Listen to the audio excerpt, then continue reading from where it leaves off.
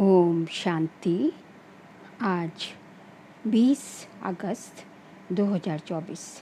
आज के ईश्वरी वाक्यों में हमारे परमपिता परमात्मा शिव कहते हैं, मीठे बच्चे, कामकाज करते हुए भी एक बाप की याद रहे।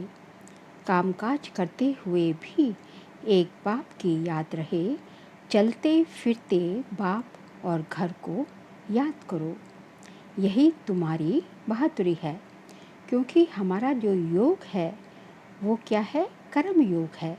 मतलब कि हमें जो है हमारी योग की जो है योगी जीवन होना चाहिए। बैठने वाले योग नहीं, बैठने वाले योगी नहीं, हमारा जीवन ही जो है योगी जीवन होना चाहिए। इसलिए उसके लिए ज़रूरत है कर्म योगी बनने के लिए। तो इसलिए बाबा कहते हैं कि कर्म करते हुए भी आपके कर्म के साथ जो है हाथों से कर्म कर रहे हैं, लेकिन मन बुद्धि से बाबा की याद रहे।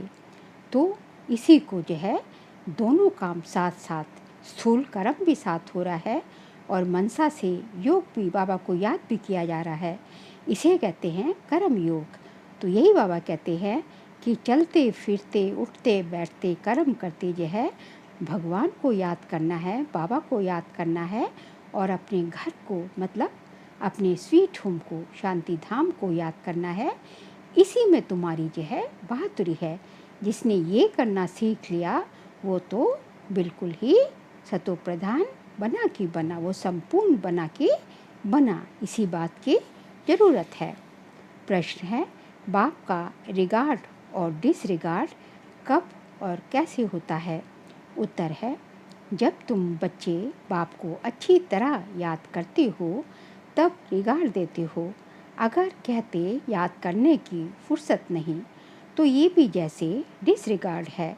वास्तव में ये बाप का डिसरिगार्ड नहीं करते, ये तो अपना ही डिसरिगार्ड करते हो। इसलिए नामी ग्रामी केवल भाषण में नहीं, लेकिन याद की यात्रा में बनो। याद का चार्ट रखो। याद से ही आत्मा सतो प्रधान बनेगी। ओम शांति। रूहानी बच्चों प्रति रूहानी बाप समझाते हैं, ये जो 84 के चक्र का ज्ञान समझाया जाता है, ये तो एक नॉलेज है जो तो हम बच्चों ने जन्म जन्मांतर पढ़ी है और धारणा करते आए हैं। ये तो बिल्कुल सहज है, ये कोई नई बात नहीं है। बाप बैठ समझाते हैं, सतयुग से लेकर कलयुग अंत तक तुमने कितने पुनर्जन्म लिए हैं। ये ज्ञान तो सहज रीति बुद्धि में है ही, ये भी एक पढ़ाई है। रचना के आदि मध्य अंत को समझना है, सो बाप के सिवाय और कोई समझा नहीं सकता। बाप कहते हैं, इस ज्ञान से भी ऊंच बात है याद की यात्रा, जिसको योग कहा जाता है। योग अक्षर मशहूर है, परंतु ये है याद की यात्रा। जैसे मनुष्य यात्रा पर जाते हैं, कहेंगे हम फलाने तीर्थ यात्रा पे जाते हैं, श्रीनाथ या अमरनाथ जाते हैं, तो वह याद आता है। अभी तुम जानते हो, रूहानी बाप तो बड़ी लंबी यात्रा सिखलाते हैं कि मुझे याद करो। उन यात्राओं से तो फिर लौट आते हैं। यह वह यात्रा है जो मुक्ति धाम में जाकर निवास करना है, भल पास में आना है, परंतु इस पुरानी दुनिया में नहीं। इस पुरानी दुनिया से तुमको वैराग्य है। ये तो छीछी रावण राज्य है। तो मूल बात है याद की यात्रा की। कई बच्चे यह भी समझते नहीं कि कैसे याद करना है। कोई याद करते हैं व नहीं करते हैं, ये देखने में तो कोई चीज़ नहीं आती है। बाप कहते हैं, अपने को आत्मा समझ मुझ बाप को याद करना है। देखने की तो कोई चीज़ ही नहीं, ना मालूम पड़ सकता है। ये उस अवस्था में कहाँ तक याद की यात्रा में कायम रहते हैं, ये तो खुद ही जाने। युक्ति तो बहुतों को बताते हैं। कल्याणकारी बाप ने समझाया है, अपने को आत्मा समझ शिव बाबा को याद करो। भल अपनी सर्विस भी करते रहो। जैसे मिसाल पहरे पर बच्चे हैं, चक्कर लगाते रहते हैं। इनको याद में रहना तो बड़ा सहज है, सिवाय बाप की याद के और कुछ याद नहीं आना चाहिए। बाबा मिसाल दे बताते हैं, उस याद की यात्रा में ही आए जाएं जैसे पादरी लोग जाते हैं। कितना साइलेंस में जाते हैं। तो तुम बच्चों को भी बड़ा प्रेम से बाप और घर को याद करना है। ये मंजिल बड़ी भारी है। भक्त लोग भी यही पुरुषार्थ करते रहते हैं, परंतु उनको ये पता नहीं कि हमको वापस जाना है। वह तो समझते हैं जब कलयुग पूरा होगा तब जाएंगे। उनको भी ऐसे सिखलाने वाला तो कोई है नहीं। तुम बच्चों को तो सिखलाया जाता है, जैसे पहरा देते हो तो एकांत में जितना बाप को याद करेंगे उतना अच्छा है। याद से पाप करते हैं, जन्म जन्मांतर के पाप सर पर हैं। जो पहले सतो प्रधान बनते हैं, राम राज्य में भी पहले वह जाते हैं, तो उनको ही सबसे ज़्यादा याद की यात्रा में रहना है। कल्प कल्प की बात है, तो इनको याद की यात्रा में रहने का अच्छा चांस है। यहाँ तो कोई लड़ाई झगड़े की बात ही नहीं है। आते जाते अथवा बैठते एक पंथ दो कारे, पहरा भी दो तो बाप को भी याद करो। कर्म करते बाप को याद करते रहो। पहरे वाले को तो सबसे ज़्यादा फ़ायदा है। चाहे दिन को चाहे रात को जो पहरा देते हैं, उन्हों के लिए बहुत फ़ायदा है। अगर ये याद रहने की आदत पड़ जाए तो बाप ने ये सर्विस बहुत अच्छी दी है। पहरा और याद की यात्रा, ये भी चांस मिलता है बाप की याद में रहने का।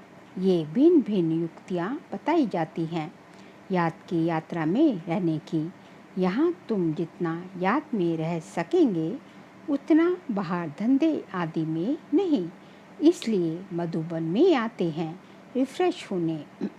एकांत में जाकर एक पहाड़ी पर बैठ याद की यात्रा में रहें। फिर एक जाएं व दो तीन जाएं। यहाँ चांस बहुत अच्छा है। यही मुख्य है बाप की याद। भारत का प्राचीन योग मशहूर भी बहुत है। अभी तुम समझते हो इस याद की यात्रा से पाप करते हैं, हम सतो प्रधान बन जाएंगे। तो इसमें पुरुषार्थ बहुत अच्छा करना है। बहादुरी तो इसमें है जो काम करते बाप को याद कर दिखलाओ। कर्म तो करना ही है, क्योंकि तुम हो प्रवृत्ति मार्ग वाले। गृहस्थ व्यवहार में रहते, धंधा आदि करते, बुद्धि में बाप की याद रहे, इसमें तुम्हारी बहुत बहुत कमाई है।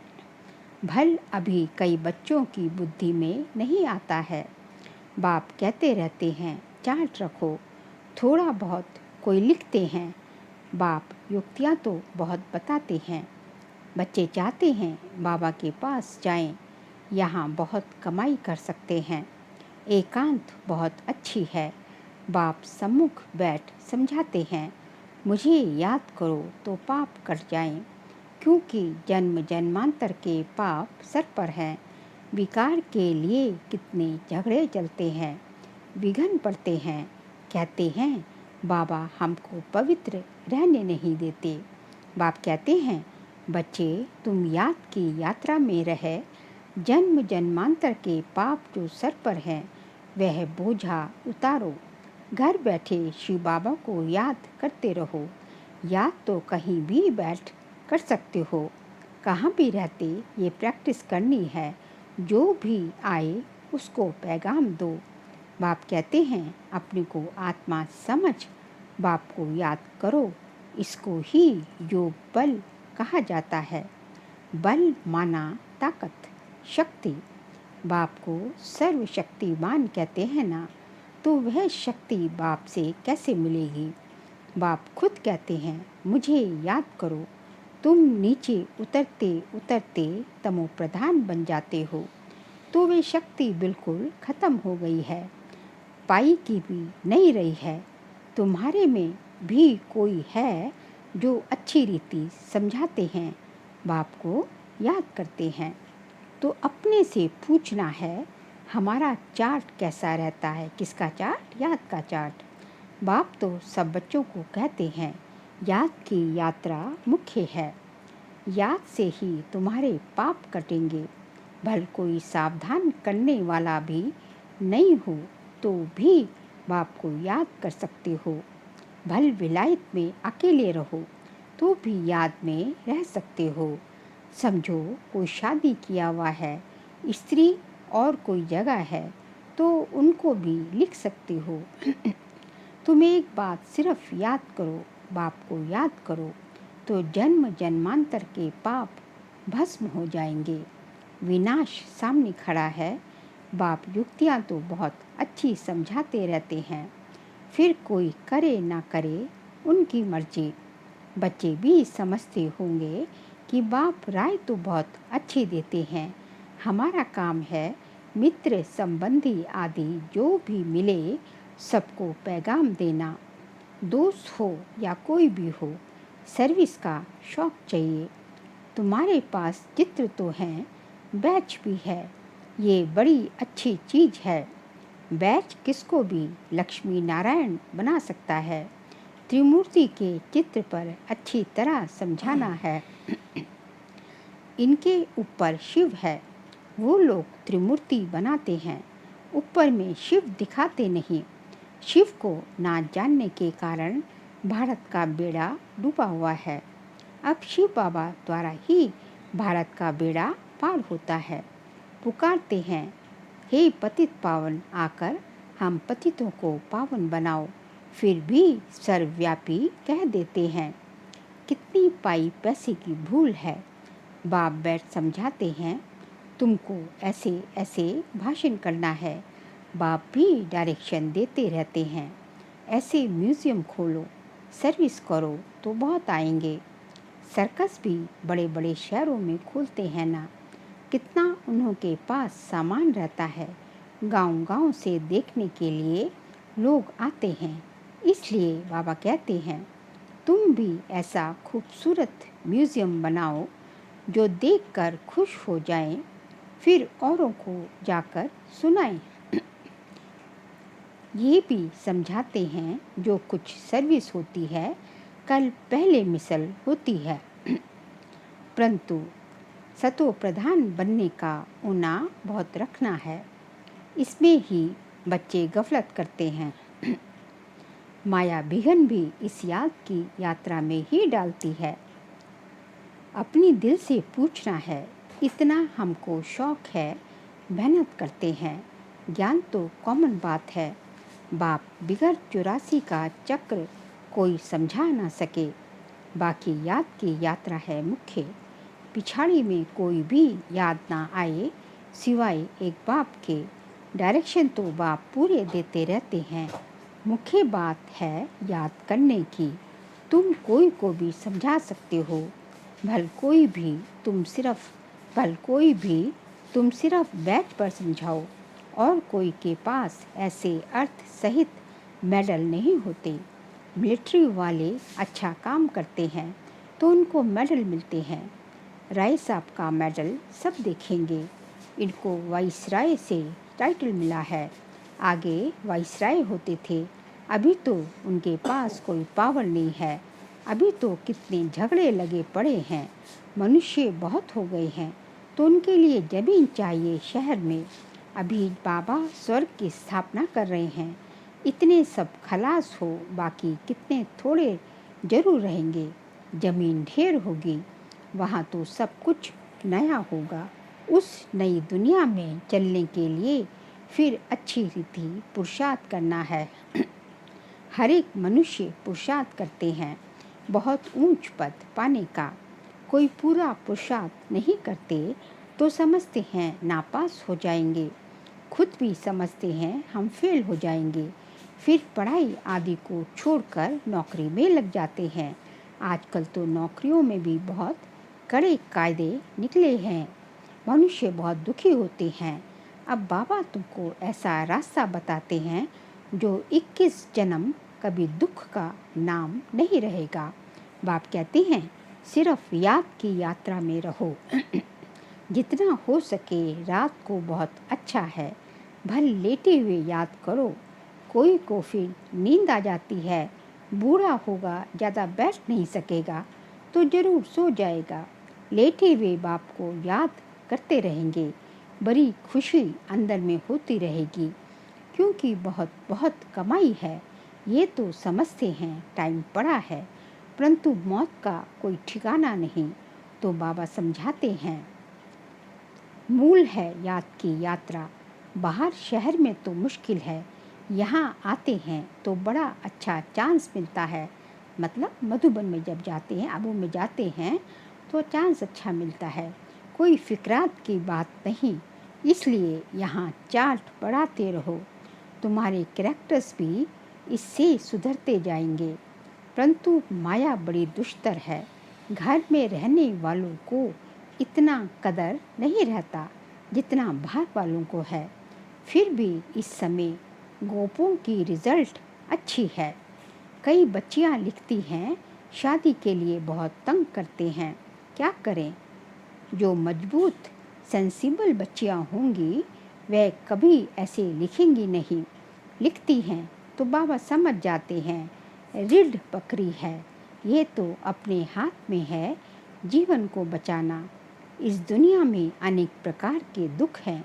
अब बाबा तो सहज बताते हैं तुम बच्चे भी महान भाग्यशाली हो जो आकर साहिबजादे बने हो। बाप कितना ऊंच बनाते हैं, फिर भी तुम बाप को गाली देते हो। क्या गाली दी? बाप को ठिक्कर बित्तर में सर्वव्यापी, जहाँ देखता हूँ तू ही तू है। बाप तो एक ही है जो परम धाम में रहते हैं, तो बाप सब जगह कैसे हो सकते हैं? इसका मतलब है कि बाप को हमने जो है कूड़े कचड़े में भी डाल दिया तो बाप को गाली दिया, सो भी कच्ची गाली। इतने तमो प्रधान बने हो जो बात मत पूछो। इससे ज़्यादा और क्या सहन करेंगे। कहते हैं ना, ज़्यादा तंग करेंगे तो ख़त्म कर देंगे। तो ये बाप बैठ समझाते हैं, शास्त्रों में तो कहानियाँ लिखती हैं, बाबा युक्ति तो बहुत सहज बताते हैं। कर्म करते हुए याद करो, इसमें बहुत बहुत फ़ायदा है। सवेरे उठकर सवेरे आकर याद में बैठो, बहुत मज़ा आएगा। परंतु इतना शौक नहीं है। टीचर स्टूडेंट की चलन से समझ जाता है ये फेल हो जाएंगे। बाप भी समझते हैं ये फेल हो जाएंगे, सो भी कल्प कल्पांतर के लिए। भल भाषण में तो बहुत होशियार हैं, प्रदर्शनी भी समझा देते हैं, परंतु याद है नहीं, इसमें फेल हो पड़ते हैं। ये भी जैसे डिसरिगार्ड करते हैं, अपना ही करते हैं। शिव बाबा का तो डिसरिगार्ड होता नहीं।